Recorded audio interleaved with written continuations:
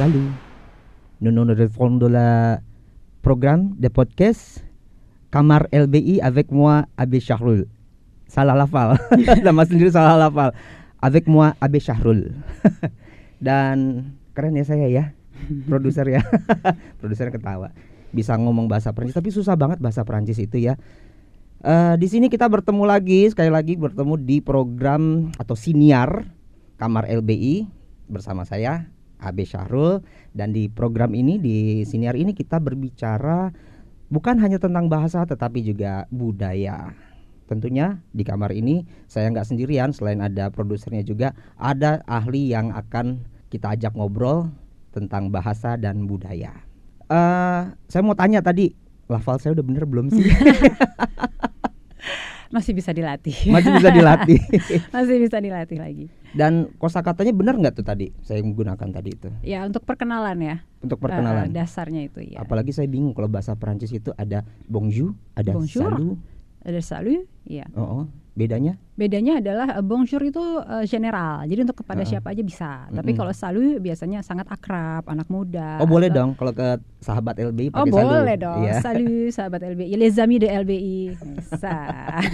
Di sini ada Ibu Airin yang sudah hampir 2 dasawarsa mengajar bahasa Perancis, sehari-hari mengajarnya bahasa Perancis, sudah tahu bagaimana memperbaiki lafal terutama kalau bahasa Perancis. Tadi aja saya salah mengucapkan nama saya sendiri karena pengaruh bahasa Perancisnya ya belibet-belibet, dan juga pasti bisa tahu bagaimana mengajarkan tata bahasanya yang sangat berbeda dengan tata bahasa kita, bahasa Indonesia.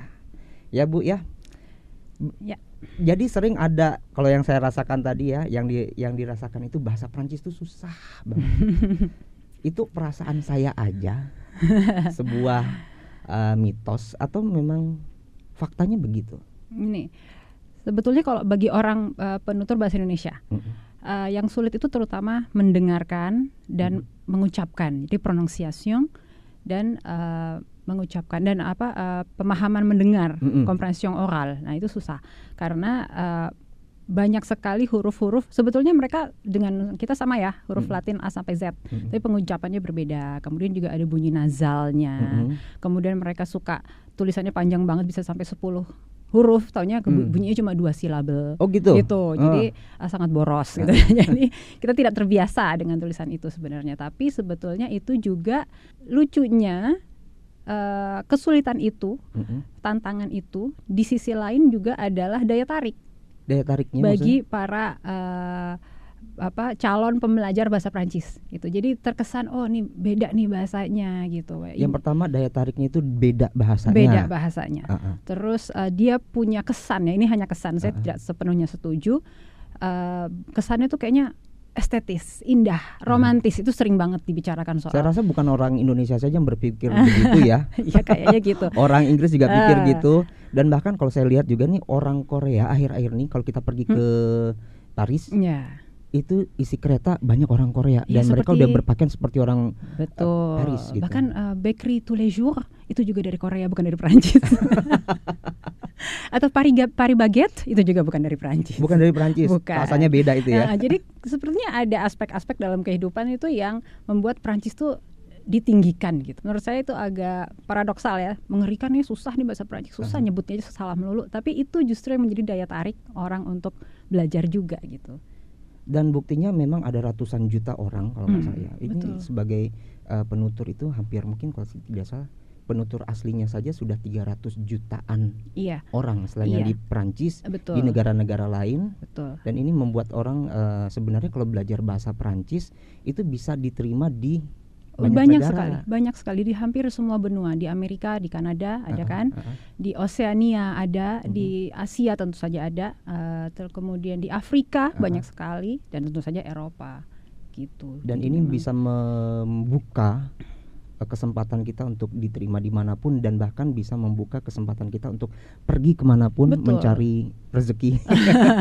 Rezeki mencari bukan hanya kabur tapi mencari rezeki di luar sana ya. Mencari koneksi ya, bekerja, belajar itu mungkin sekali dengan kemampuan bahasa Prancis itu hampir Kalau anggota, jadi mereka punya organisasi negara-negara berbahasa Prancis di luar Prancis. Anggotanya hampir 100, tapi yang 100 negara. Hampir 100, tapi yang betul-betul menggunakannya sebagai bahasa keduanya ada sekitar lebih dari 50 negara di seluruh dunia.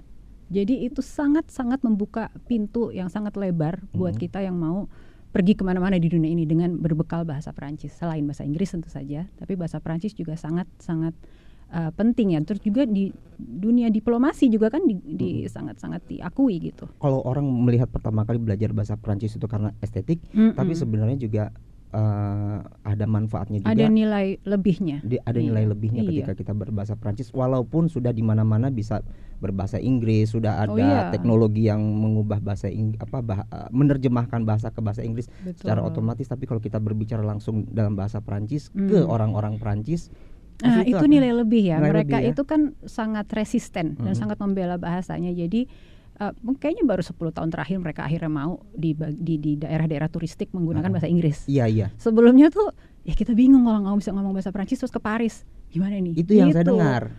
Betul. Sekarang sudah sangat terbuka, tapi mereka sangat menghargai orang yang pergi ke Prancis bisa bahasa Prancis. Itu pasti akan didahulukan, lebih disenangi, lebih lancar lah urusannya kalau di Prancis bisa bahasa Prancis. Seperti orang asing yang datang ke Indonesia, kalau dia bisa berbahasa Indonesia juga membuka kesempatan atau kelebihan lainnya. Betul. Ya. Nah, jadi kalau begitu mungkin semakin banyak yang tertarik untuk belajar bahasa Prancis ya. Bukan hanya untuk estetiknya saja yang selama ini kita dengar bahasa Prancis itu bahasa yang romantis, tapi juga membuka kesempatan banyak hal. Selain pasti Anda sudah bisa bahasa Inggris, saya rasa ya. Ada bahasa lain yang bisa Anda gunakan, yaitu bahasa Prancis juga untuk membuka kesempatan-kesempatan di luar negeri sana. Nah, untuk itu kita mau tahu apa tantangan terbesar bagi pemula. Nih teman-teman yang sahabat LB yang baru mau belajar, apa tantangan terbesar saat belajar bahasa Prancis? Itu tadi yang saya katakan juga, ada pengucapannya. Nah, itu misalnya yang bunyi f sama v, huruf f sama huruf v. Nah, itu kalau tidak tepat bisa menjadi salah artinya, bahkan sangat jauh gitu, bisa sangat buruk bahkan gitu. Yang buruk-buruk udah mau tahu nggak? Boleh contoh nggak? Atau nanti aja di kelas. Misalnya gini, ini tidak terlalu buruk. Misalnya vous itu untuk Anda. Misalnya saya bicara sama orang yang saya hormati, yang lebih tua gitu, tidak terlalu kenal, saya pakai vous. Tapi kalau saya nyebutnya vous instead of vous, dia jadi gila. Misalnya gitu. Vous. Nah, itu juga pengucapan yang buat kita kan sama aja, Vanta, Vespa gitu. Apalagi buat sahabat LB yang berasal dari Sunda ya. Jawa Barat. Ini harus dilatih nih ya. Dan p. Nah, itu. Terus yang susah lagi nazal. Nah, bunyi itu tidak ada kayaknya di Indonesia ya, di bahasa Indonesia. Kayaknya kalau Arab mungkin ada. Kalau ya kan, kalau ini ketemu ini jadi nazal gitu, jadi dengung. Di kita kan nggak ada yang dengung ya. Ini nazal tuh lagi pilek. Ya, itu cocok ngomong bahasa Prancis saat lagi pilek. Sengau. Nah, jadi munculnya dari sini. Seperti misalnya kalau kita misalnya bilang bang, itu kan di dalam ya, bang, dari mulut. Tapi kalau bong, itu munculnya dari hidung. Bong. Oke. Ya gitu. Itu juga pengucapan, itu sulit. Tapi kalau kita bicara dalam konteks lebih panjang, diskusi yang lebih yang sudah yang sudah fluid gitu ya, kesalahan seperti itu sih tidak terlalu mengganggu komunikasi sebenarnya. Bagaimana kalau misalnya orang Perancisnya sendiri yang ahli, yang asli maksudnya, yang asli Perancis, ketika mendengar ada orang asing yang ya salah-salah pengucapan itu? Sekarang menurut saya mereka lebih terbuka ya, karena itu saya bilang kayak gak terlalu mengganggu artinya gitu. Jadi mereka kayak misalnya orang Afrika ngomong bahasa Prancis itu beda. Kita kadang bingung juga gitu. Orang Kanada beda juga. Kanada beda juga. Beda banget. Mereka banyak ayunannya gitu kalau ngomong. Ada beberapa kata yang juga agak beda artinya, hal yang sama tapi dia mengatakannya dengan hal yang berbeda gitu. Dengan kata yang berbeda ada juga. Jadi banyak ada dialeknya juga gitu. Tapi kemampuan kita mengucapkan dengan baik, terus menyebutkan dengan baik, itu kan menunjukkan level bahasa Prancis kita. Gitu. Semakin baik, semakin bagus, semakin terbuka kesempatan. Dan ini tadi bicara soal Kanada, mungkin teman-teman ada yang mau ke Kanada ya. Kanada itu bukan bahasa Inggris aja loh, di sana ada Quebec, Montreal itu mereka memakai bahasa Prancis. Hampir setengahnya dari orang Kanada itu berbahasa Prancis ya. Betul. Iya, tapi Prancis agak beda dikit, tapi Prancis. Nah itu karena banyak temen yang mau coba ke Prancis ke Prancis ke Kanada gitu, karena katanya hidupnya menyenangkan di sana gitu. Dingin. Mau dingin, mau jalan-jalan di sana ya. Harus belajar bahasa Prancis dulu, minimal yang dasar lah gitu ya. Suara-suaranya harus benar dulu ya. Kalau dalam hal tata bahasa Prancis sering dibilang punya banyak aturan yang kompleks gitu ya. Nah, apa ada struktur yang justru bisa mempermudah pemahaman dibanding bahasa lain? Oke, yang kompleks itu misalnya soal kala mungkin ya, soal waktu ya. Sebenarnya tapi kalau sudah biasa berbahasa Inggris itu hampir sama, kalau salah ada 16 kala juga ya kalau dalam bahasa Inggris. Oh iya. Kalau misalnya gini, waktu kala lampau misalnya Perancis ada kala lampau yang sifatnya itu kronologis, ada kala lampau yang sifatnya situasional. Misalnya waktu itu cuacanya itu kan situasi, bukan kronologi, bukan aksi, itu lain lagi. Ada juga lampau di masa depan. Jadi ada hal-hal itu yang menyulitkan. Lampau di masa depan. Iya.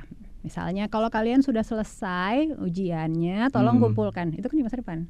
Selesainya belum, ujiannya juga belum selesai. Nah gitu. Jadi banyak situasi yang di kita tuh nggak ada ininya ya, itu sulit buat orang Indonesia. Tapi yang memudahkan kayak misalnya kita punya subjek, kemudian verba, kemudian objek, sama kan strukturnya.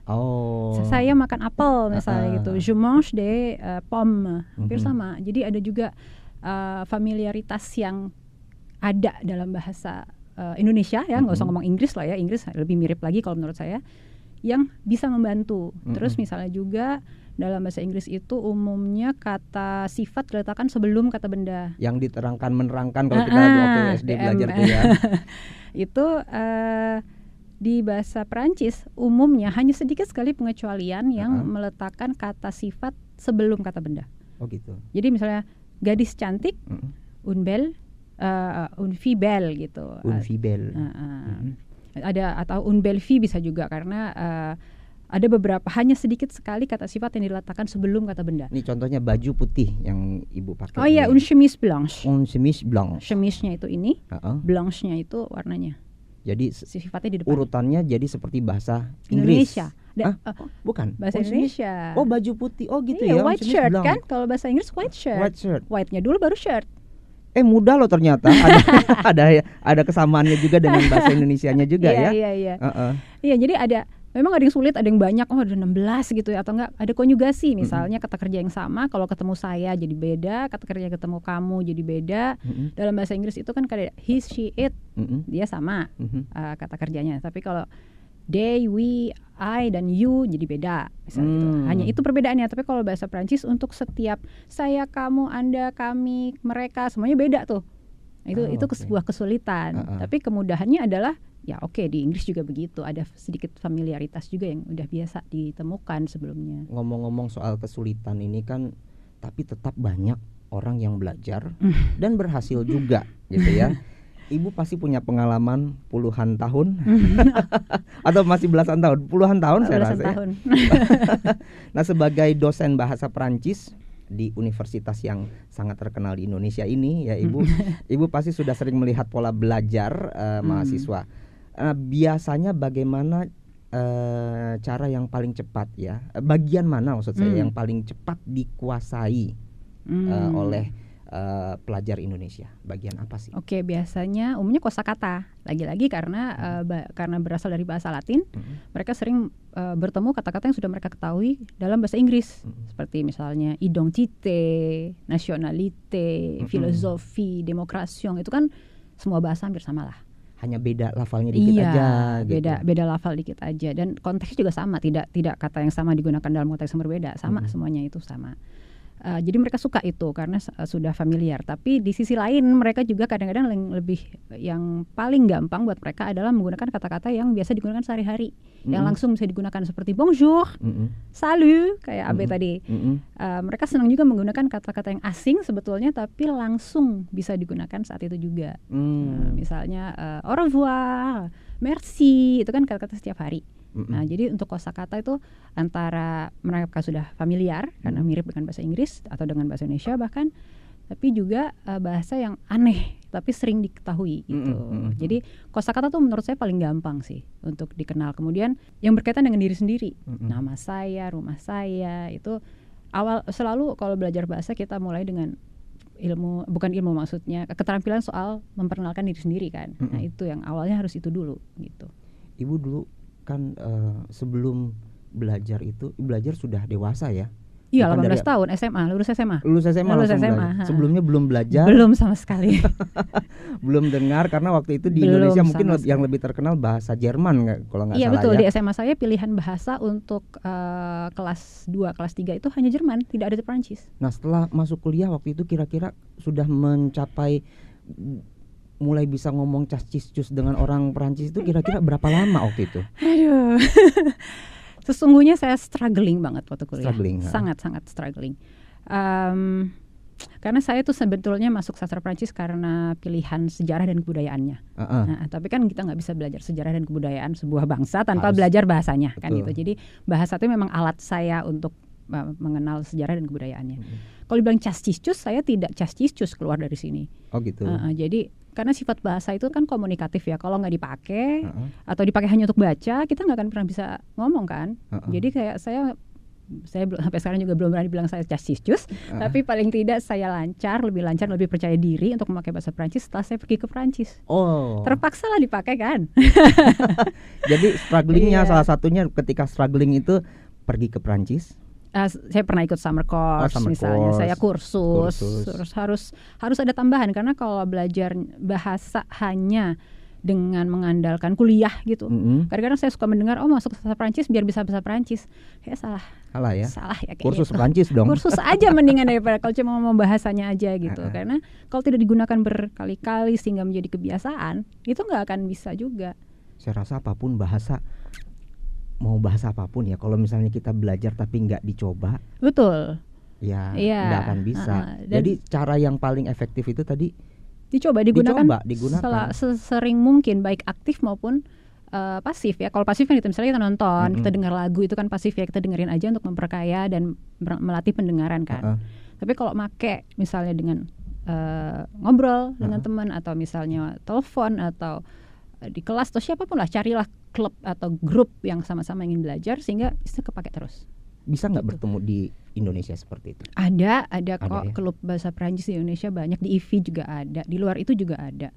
Cukup banyak sebetulnya bukan organisasi, klub ya, asosiasi yang menggabungkan orang-orang yang gemar berbahasa Perancis gitu. Kalau mau bergabung dengan orang-orang yang gemar berbahasa Perancis, caranya sih gampang sebenarnya, datang ke LBI bersama kami gitu ya. Nanti Anda mendaftar, ketemu seminggu beberapa kali ya, ngobrol-ngobrol ya. Nanti kalau sudah makin percaya diri, kita bertemu dengan orang-orang yang berbahasa Perancis, bukan hanya orang Perancis tapi dari berbagai negara banyak yang bisa bahasa Perancis dan berlatih dengan mereka. Sambil juga kita dengarkan lagunya. Ya. Filmnya juga banyak ya. Dengan mendengarkan lagu dan film, sebetulnya itu bahasa Perancis yang kita pelajari adalah bahasa Perancis sehari-hari, sangat sehari-hari. Karena kalau di buku, di tempat kursus, di sekolah itu kan formal ya. Nah kalau itu kan bahasa slang itu jarang ditemukan kalau di buku. Tapi kalau di film, di lagu itu kita jadi sangat-sangat familiar. Karena kalau misalnya pergi ke Perancis, ya kalau situasinya selalu formal ya nggak apa-apa. Tapi kalau kadang-kadang ketemu teman kuliah atau apa, kita nggak bisa juga pakai bahasa Perancis standar-standar terus. Gitu. Iya. Orang-orang Perancis itu sebenarnya seperti polisi bahasa nggak sih? Atau kayaknya grammar Nazi nggak sih? Agak sih. Agak sih, tapi gini, kalau kita ngomongnya di situasi kampus misalnya, mereka tahu kita misalnya student dari luar negeri gitu ya, tidak berbahasa Perancis, mereka lebih permisif. Yang penting idenya. Saya rasa gitu. semakin terbuka wawasan mereka. Kalau Anda bergaulnya dengan orang-orang yang lebih terbuka, mereka akan lebih menerima kesalahan kita, mungkin mau memperbaiki. Betul, justru ya. Bantuin maksudnya. Bantuin ya. Oke. Saya rasa ini sudah banyak yang kita pelajari, tapi tadi saya mau coba perbaiki itu yang awalnya kalimat saya itu bisa nggak bantu saya sedikit? Coba lagi? Diulang. Salut. Ya. Bibirnya ya, harus ada itu. Salut. Nous nous retrouvons Dans le Nous nous retrouvons nous nous retrouvons dans le programme le programme de podcast de podcast Kamar LBI. Kamar LBI avec moi Avec moi, Abe Syahrul. Abe Syahrul. Jangan diganti Jangan namanya. diganti. Kalau nama dia udah nama aja. Nama Nama ya. aja. Susah agak tergantung ada pengaruh-pengaruh itunya ya. Dikit-dikit dia bisa diperbaiki nih ya. Bisa. Kayak misalnya nya itu kan di rollingnya di belakang. Kalau nggak bisa nggak apa-apa juga sih. Gitu. Tidak mengubah arti, cuma ya berarti belum bisa menggunakan R yang Perancis gitu. Jadi misalnya nous nous retrouvons itu kan sih di depan tuh, bukan nous nous retrouvons, kan beda. Tapi nggak berubah artinya, hanya pengucapannya beda gitu. Jadi jangan takut belajar bahasa Perancis. Tenang aja. Karena nggak seseram yang kita bayangkan. Tidak. Justru yang akan kita dapatkan kalau kita belajar bahasa Perancis adalah kesempatan yang lebih terbuka di berbagai negara, bukan hanya di Perancis saja ya. Tapi kita bisa ke Kanada, ke negara-negara Afrika tuh sekarang banyak berkembang sekali. loh. Ya jadi ya saya nggak tahu apakah berkat ataukah karena kolonialisasi ya. Jadi kan karena mereka kemana-mana ya, sampai ke Oseania juga ada, di Afrika ada, Amerika ada, Eropa apalagi juga banyak sekali. Jadi bisa kemana-mana dengan bahasa Perancis itu. Dan minimal terlihat keren lah gitu. Itu dijamin. Kalau Anda lihat mahasiswa jurusan Perancis itu ya pasti beda gayanya seperti minimal. Ini aja minimal udah seperti ini, gimana yang lainnya ya, baik yang perempuan maupun yang laki-laki itu pasti terlihat keren yang bisa bahasa Perancis gitu. Karena saya punya beberapa teman yang berbahasa Perancis, gayanya aja udah pakai baju biasa aja gayanya udah lebih keren lagi, atau orang sudah tahu. Saya rasa sebetulnya bukan bahasa Perancisnya, tapi kemampuan berbahasa lebih. Itu bikin kita lebih percaya diri gitu. Dan pada saat kita belajar bahasa apapun itu, kayaknya kita sulit untuk menghindari untuk internalisasi budaya bahasa tersebut. Itu sebetulnya kalau menurut saya. Dan untungnya di LBI bukan hanya bahasa Inggris, Perancis. 9 produser 9 bahasa kita ya. 10 bahasa termasuk ada bahasa isyarat plus bahasa Indonesia untuk penutur asing. Semakin banyak belajar di LBI semakin percaya diri semakin keren terlihat. Dan semakin percaya orang pada Anda ya. Terakhir Bu, untuk orang yang masih ragu atau takut belajar bahasa Perancis, ada pesan penyemangat? Mungkin saya ulang aja yang tadi ya. Artinya bahwa memang dia tuh punya stereotip dianggap sebagai bahasa yang indah tapi sulit gitu. Mungkin kita lebih baik fokus ke indahnya aja. Dan cari familiaritasnya dengan bahasa-bahasa yang kita sudah kenal, bahasa Indonesia, bahasa Inggris dan sebagainya. Kemudian temukan motivasi. Untuk apa nih belajar bahasa Prancis? Untuk sekolah lebih lanjut kah? Untuk mengenal ilmu tertentu kah? Karena Prancis itu kan juga terkenal soal gastronomi misalnya kan, seninya, budayanya, fashion misalnya. Jadi cari yang kita suka dulu. Itu untuk mengenalnya ya. Ini bukan untuk belajar secara formal, tapi mengenalnya dulu supaya kita menimbulkan rasa motivasi dan senang gitu. Cari yang kita suka dulu dari budaya Perancis itu, untuk mulai dengan kata-katanya, dengan istilahnya. Itu akan membuat kita punya motivasi untuk belajar lebih lanjut gitu. Dan jangan lupa bahwa bisa bahasa Perancis itu berarti bisa bicara di 59 negara di dunia. 59 negara di dunia. Ya. Wow. Kalau mengucapkan terima kasih apa? Merci beaucoup. Merci beaucoup, merci bien. Merci bien. Atau je vous remercie. Jangan yang gampang gede. Merci beaucoup. Merci beaucoup. Kalau sampai jumpa, à bientôt. À bientôt. Au revoir. Au revoir. À bientôt lebih dekat ketemunya. Kalau au revoir sampai selamat tinggal. Selamat tinggal. Jadi lebih jauh. Kita à bientôt aja. Bientôt aja karena kita nggak lama lagi kita akan ada terus ininya ya, siniar-siniar kita ini. Betul. Tapi jangan lupa nih rekan-rekan sahabat LBI, jangan lupa di bawah ini kan ada tombol subscribe ya, ada lonceng, tekan aja semuanya di situ. Jangan tekan tombol dislike ya, tapi tekan tombol like-nya ya, supaya kita semakin semangat membahas macam-macam hal tentang bahasa dan budaya. Dan semoga Anda semua setelah ini semakin semangat belajar bahasa asing lainnya. Merci beaucoup Ibu. Je vous en prie. À bientôt. À bientôt.